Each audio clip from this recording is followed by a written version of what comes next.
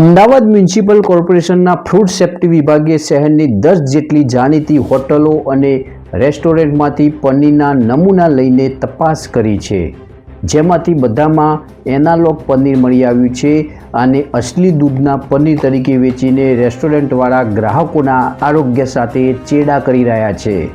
1 થી 22 ફેબ્રુઆરી 2026 દરમિયાન એએમસીની ટીમે શહેરના વિવિધ વિસ્તારો જેમ કે નિકોલ, ઠક્કરબાપાનગર, નવરંગપુરા, સેટેલાઇટ, નારણપુરા, આનંદનગર, બાપુનગર, વેજલપુર અને અમરાઈવાડીમાં આવેલી હોટલ, રેસ્ટોરન્ટમાંથી પનીરના નમૂના એકત્ર કર્યા હતા।